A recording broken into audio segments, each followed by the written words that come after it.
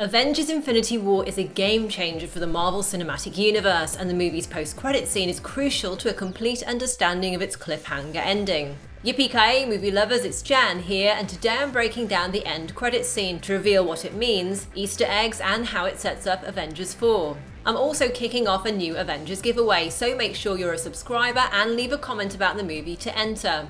As you'd expect, spoilers ahead for Avengers Infinity War. The post-credits scene starts with Nick Fury and Maria Hill driving through New York. Fury asks Hill if there's any word from Tony Stark, but although Hill is monitoring satellites worldwide, she's not picking up anything, as Stark's on Titan. Hill does get a signal though for multiple unidentified crafts over Wakanda that have an energy signature 10 times those seen during the Chitauri invasion of New York. Fury then mentions a name which sounds like Klein or Clint, but he gets cut off as a car swerves out of control in front of them. As Hill and Fury check the car that crashed, they find the driver's seat is empty because the driver has disintegrated. A helicopter then smashes into a Manhattan skyscraper, again because the pilot has vanished. And Fury tells Hill to call control, code red. But Maria Hill starts to fade into ash, and people in the street also start to disappear. Fury runs to his car, grabs the device, and as he activates it, he also starts to evaporate into dust. The device falls to the ground but blinks a message, sending for a few seconds before coming up with Captain Marvel's emblem. So this is a pretty crucial scene as it shows the snap event that Thanos initiated is already happening on a global level. At the end of the movie, we saw the snap wipe out around half of the heroes assembled in Wakanda and on Titan, but this extra scene shows that it's now a wider event with Thanos fulfilling his goal of wiping out half of all living beings in the cosmos. This is a pretty desperate situation, and on the surface it seems a rather bleak ending to the movie. However, that final shot of Captain Marvel's logo brings a much needed ray of hope, and the introduction of Captain Marvel will be essential to how our surviving heroes will try to take down Thanos in Avengers 4. Marvel Studios head honcho Kevin Feige has said that Captain Marvel will be the most powerful character they've ever put in a movie. Her powers are off the charts, and when she's introduced she will be by far the strongest character we've ever had. Before she arrives in Avengers 4 though, Captain Marvel, played by Brie Larson, will be debuting as Carol Danvers in her own solo movie, where we'll get to see exactly why she's so important in the MCU. Danvers first appeared in Marvel Comics in 1968 and obtained her powers when, during an accident, her DNA bonded with that of Mar-Vell, a Kree alien. Carol Danvers has an incredible variety of powers, ranging from superhuman strength to spaceflight, plus energy absorption and projection, among others. Brie Larson has said that Captain Marvel is a believer in truth and justice and is a bridge between Earth and space. And that means she's key to fixing the ending of Avengers Infinity War, where there are just two surviving groups of heroes. In Wakanda, we've got Captain America, Black Widow, Bruce Banner, War Machine, Rocket Raccoon, Okoye, and M'Baku. And on Titan, there's just Iron Man and Nebula. As for Shuri, Wong, and Pepper Potts, their fate during the snap event is, for the moment, unknown. For Avengers 4, the heroes who are separated will need to band together, and I can see that Carol Danvers, being a bridge between Earth and space, could be able to make this happen.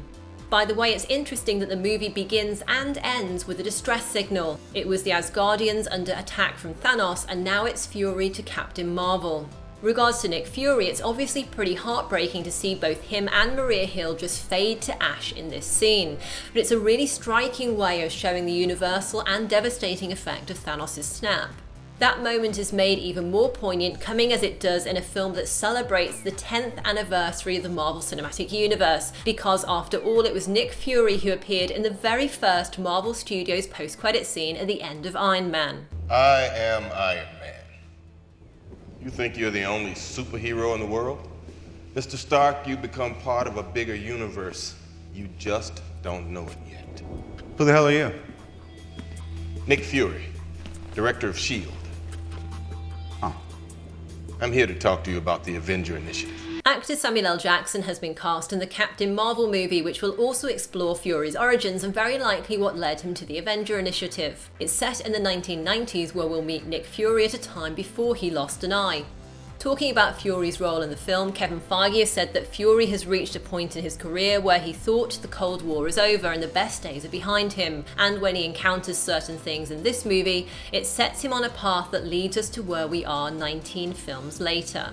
Looking at the device Fury used to contact Danvers, I thought it seemed a bit dated in terms of tech, which made me suspect it might have been designed in the 90s, and so it's quite possible we'll see it in the Captain Marvel movie.